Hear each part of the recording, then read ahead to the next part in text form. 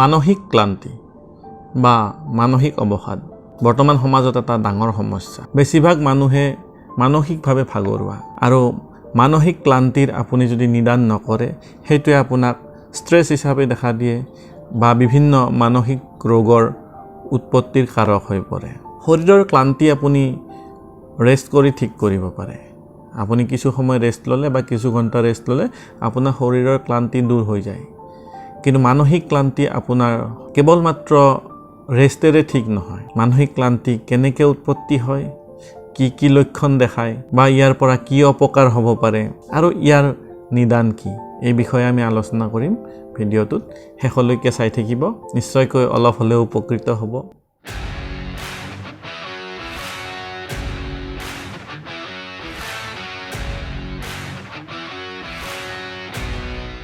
এইবোৰ কেৱল মাত্ৰ থিয়ৰী শিকা বা কিতাপ পঢ়ি শিকাই কথা নহয়।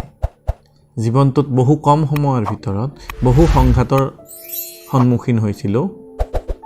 একেটা সময়ত মোৰ নিজৰ দেউতা চিৰিয়াছলি ইল, মানে সম্পূৰ্ণৰূপে শয্যাগত হ'ল।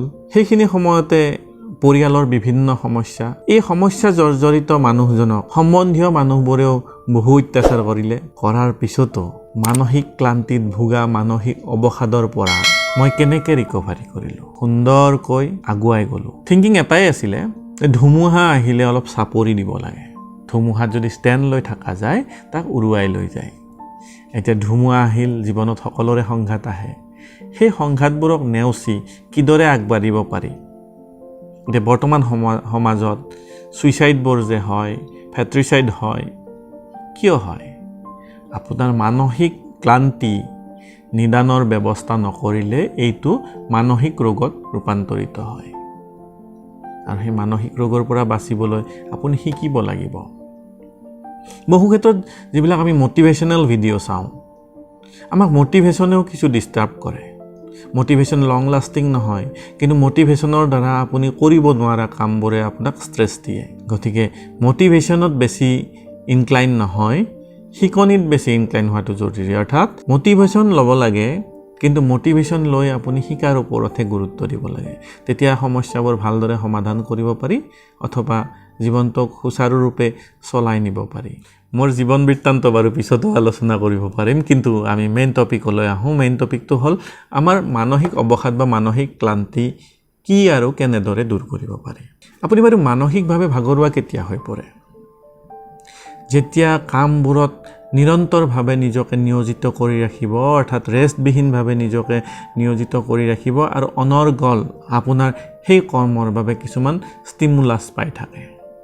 মানসিক অৱসাদ বা ক্লান্তিৰ লক্ষণবোৰ হ'ল এনজাইটি, ডিপ্ৰেশ্যন, কামত মন নবহা, খাদ্য হজম নোহোৱা, কামত মন নবহা, একো কামকে ভাল নলগা, খং উঠি থকা, খিংখিঙীয়া হোৱা, আৱেগবোৰৰ নিয়ন্ত্ৰণ নোহোৱা আৰু কিছু কথা পাহৰি যোৱা, অৰ্থাৎ মনত পেলাবলৈ কষ্ট হোৱা। এইকেইটা লক্ষণ যদি আপোনাৰ দেখা দিছে, তেতিয়াহ'লে আপুনি জানিব আপোনাৰ মনটো ভাগৰুৱা হৈছে, মানে মানসিক অৱসাদত আপুনি ভুগিছে। অৱশ্যে ইয়াৰে শাৰীৰিক লক্ষণো কিছুমান দেখা দিয়ে। সেইবোৰ হ'ল মূৰৰ বিষ, গাৰ বিষ, ভালদৰে ডিপ শ্লিপ নোহোৱা বা সম্পূৰ্ণকৈ টোপনি নাহা, ভোক বা ওজনৰ তাৰতম্য ঘটা বা হজম শক্তি হ্ৰাস পোৱা, এইবোৰ লক্ষণ মানসিক অৱসাদৰ কাৰণেই দেখা দিয়ে। মানসিক অৱসাদৰ কাৰণবোৰ যদি আমি বিশ্লেষণ কৰি চাওঁ, যিকোনো কামতে আপুনি বহু সময়ৰ পৰা নিজকে নিয়োজিত কৰি ৰখাটো এক প্ৰধান কাৰণ। কৰ্মক্ষেত্ৰৰ মানসিক চাপ এইটো দ্বিতীয় কাৰণ। তৃতীয় কাৰণ হিচাপে ল'ব পাৰোঁ আমি বিত্তীয় ষ্ট্ৰেছ, মানে টকা পইচাৰ খামখেয়ালি বা ষ্ট্ৰেছ, এইটো আপোনাৰ মানসিক অৱসাদৰ কাৰণ হ'ব পাৰে। কৰ্মত অসন্তুষ্টি, আপুনি কৰি থকা কামটোত যদি সন্তুষ্টি লাভ কৰিব নোৱাৰে, তেতিয়াহ'লে আপোনাৰ মানসিক অৱসাদ নিশ্চিত। ক্ৰনিক ইলনেছ, বহুদিনৰ পৰা যদি আপুনি কিবা ৰোগত ভুগি আছে, সেইটোৰ পৰাও মানসিক ক্লান্তি বা অৱসাদৰ সৃষ্টি হ'ব পাৰে। মৰমৰ মানুহক হেৰুৱাটো অৱসাদৰ বা ক্লান্তিৰ কাৰণ হ'ব পাৰে। মানসিকভাৱে ছাপোৰ্ট নোপোৱা বা ছ'চিয়েল ছাপোৰ্ট নোপোৱাটোও মানুহৰ মানসিক ক্লান্তিৰ এটা কাৰণ হ'ব পাৰে। এইকেইটাই যথেষ্ট কাৰণ নহয়, আন কাৰণ আৰু বহুতো আছে, কিন্তু মুখ্য কাৰণৰ ভিতৰত আমি এইকেইটাকে ল'ব পাৰোঁ। এতিয়া মানসিক অৱসাদ দূৰ কৰিবলৈ বা ক্লান্তি দূৰ কৰিবলৈ আমি কি কৰিব লাগে? প্ৰথম অৱস্থাত আমি যিকেইটা কাৰণ ক'লোঁ, অৰ্থাৎ সেই কাৰণকেইটা ষ্ট্ৰেছৰ্ছবিলাক ৰিমুভ কৰিব লাগিব। আপুনি বিশ্লেষণ কৰিব লাগিব কি কথাৰ পৰা আপোনাৰ মানসিক অৱসাদ আৰম্ভ হৈছে সেইটো কাৰণৰ পৰা আপুনি আঁতৰি আহিব লাগিব দ্বিতীয়টো হৈছে নিৰন্তৰ কাম কৰি থকাৰ পৰা আপুনি এটা ব্ৰেক ল'ব লাগিব এটা ব্ৰেক লৈ সম্পূৰ্ণৰূপে আপুনি সব সিচুৱেশ্যনৰ পৰা কাট অফ হৈ অকলে থকাৰ ব্যৱস্থা কৰক থাৰ্ডটো হ'ল আপুনি কিছুমান ৰিলেক্সেশ্যন টেকনিক শিকিব লাগিব যোগা মেডিটেশ্যন এৰোমা থেৰাপি বা এনেকুৱা গাইডেড ইমেজেৰী এইবিলাক আপুনি নিজে শিকি ল'ব লাগিব মানসিক অৱসাদ দূৰ কৰিবৰ কাৰণে যাৰ যেনেকুৱা সিচুৱেশ্যন তেনেকৈ ব্যৱহাৰ কৰিব শিকিব লাগিব তাৰপিছত আপুনি চেষ্টা কৰিব লাগিব কিমান আপুনি ডিপ স্লিপ ল'ব পাৰে তাৰ বাবে ডিপ স্লিপ বা নিজৰ টোপনিটো বঢ়াবৰ কাৰণে এটা নিয়মিত ৰুটিন বনাব লাগিব টোপনি এই যে ৰাতি মোবাইল চাই শুৱে সেই অভ্যাসটো এৰিব লাগিব বা কেইটা বজাত টোপনি মাৰিব সেইটো বায়োলজিক্যাল ক্লকত সেট কৰিব লাগিব অৰ্থাৎ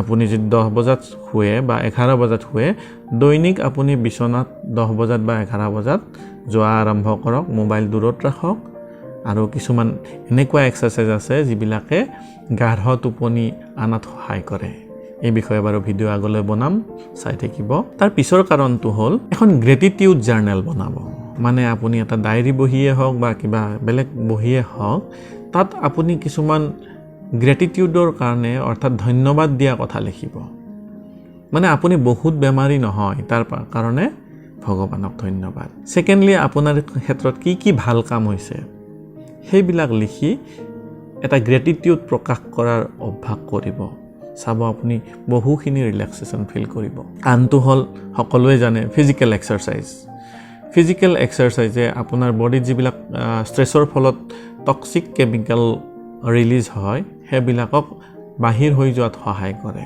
বা সেইবিলাক এলিমেন্ট বনোৱাত বাধা প্ৰদান কৰে তাৰ পিছৰটো হ'ল আপুনি দৈনিক 8 বজাৰ আগত পিঠিত নাইবা বুকুত আপুনি ৰাতিপুৱাৰ কোমল ৰ'দ লগোৱাৰ অভ্যাস কৰক দেখিব আপোনাৰ মানসিক ক্লান্তি কিছু পৰিমাণে হ'লেও হ্ৰাস হৈছে প্ৰাকৃতিকভাৱে জিয়াৰ চেষ্টা কৰক তেতিয়া দেখিব প্ৰকৃতিৰ লগত জড়িত হৈ থাকিলে মানুহৰ মনে বহুত শান্তি পায় মানসিক ক্লান্তিবিলাক দূৰ হৈ যায় শেষৰটো হ'ল সকলোৱে জানে ডায়েটত ধ্যান দিয়ক আহাৰ সদায় সমতুল আহাৰ গ্ৰহণ কৰাৰ চেষ্টা কৰক মানে আহাৰত আপোনাৰ সম্পূৰ্ণ পথ্যবোৰ বা সম্পূৰ্ণ মিনাৰেলছবোৰ থাকাটো জৰুৰী ডেইলি কি খাব কেনেকৈ খাব এনেকৈ ৰুটিন বনাই খোৱা কৰক এইখিনি কাম কৰিলে নিশ্চয়কৈ আপুনি মানসিক অৱসাদৰ পৰা বা মানসিক ক্লান্তিৰ পৰা পৰিত্ৰাণ পাব গতিকে ভিডিওটো ভাল পালে লাইক কৰিব শ্বেয়াৰ কৰিব আৰু সাবস্ক্ৰাইব কৰিলে ডেফিনেটলি আগৰ ভিডিওবিলাক সোনকালে পাব মই বনাই যাম ভিডিও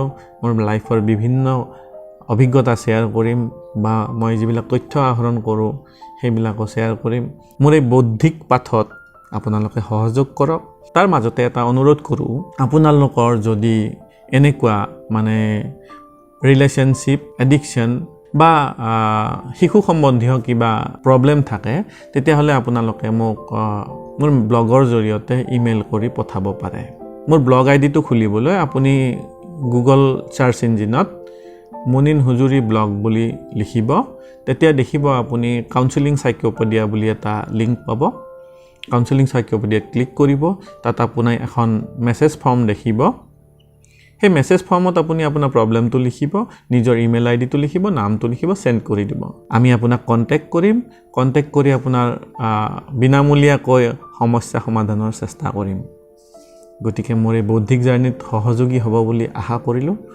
নমস্কাৰ